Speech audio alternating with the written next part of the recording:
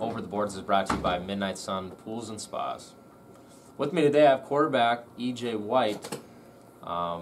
E.J., what are your thoughts on your first season in the IFL?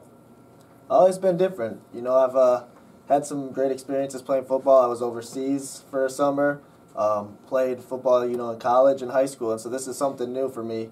The game's a lot different than it is the outdoor game, so it's been really cool. What's the biggest challenge learning a playbook at the college level and then coming into the indoor game? I know it's different with the high motion receivers. What's the biggest challenge for you? I think just the size of the field. It makes the game so much quicker, and all the athletes, they're really good athletes. They're here for a reason, so it makes the game that much faster for me. Lately you and our running back Muku Koloku, you guys have been running that option really, really well. Why is our ground game becoming so successful? Well, I think it's hard to key on one guy. I know in the Green Bay game, they started to key on Muku, and they did not want him to beat them, and so it opened up holes for me. And once we started getting some bigger holes and making some big yardage, they had to play both of us, and so it allowed Muku to make some bigger runs himself. So I think the balance between both of us has helped us. What do you think about your receiving core? Right now the Axemen have 2 receivers in the top 5 in both receptions and yards. And what do you think about your receiving core? Our receiving core is amazing. I think we have definitely one of the best receiving cores in the IFL. Everybody knows Ryan was a former first-team All-IFL player. Jarbo has the potential to also be a first-teamer. Sheldon and Darnell are both really good players that can step up and make big plays whenever it's necessary. What are your thoughts on head coach Dixie Woon? I know Dixie, like we talked about with Muku, there's a difference between Dixie and Coach Woon. I see Dixie, he has no problem getting on you sometimes. What are your thoughts with Coach Woon? Have you learned a lot from a former star in the IFL himself?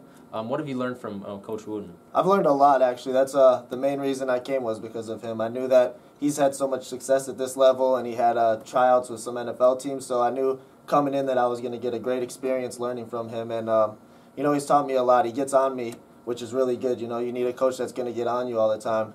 You're not going to get better unless the coach is telling you what you're doing wrong and making sure that you're getting better at it every day.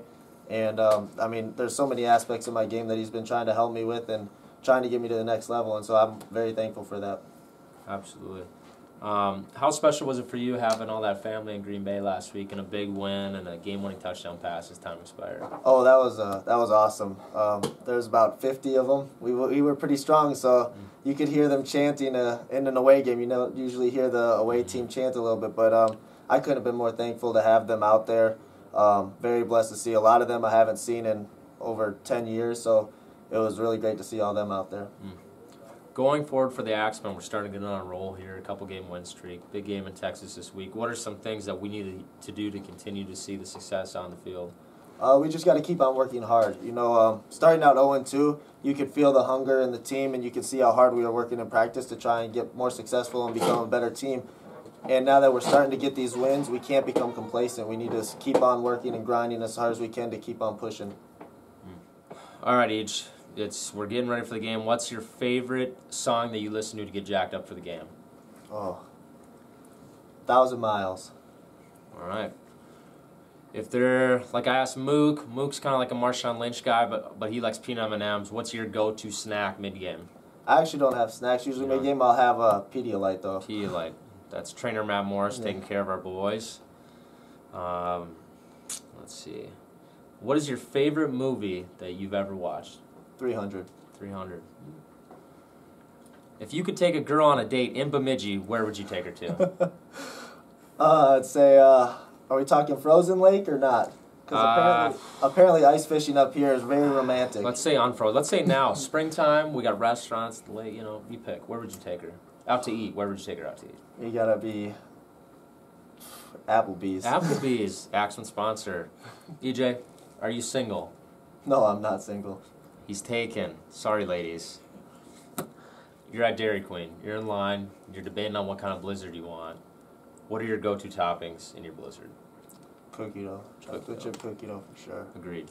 This episode of Over the Boards with E.J. White has been brought to you by Midnight Sun Pool and Spas. We want to thank E.J. for being with us this week, and go Axemen.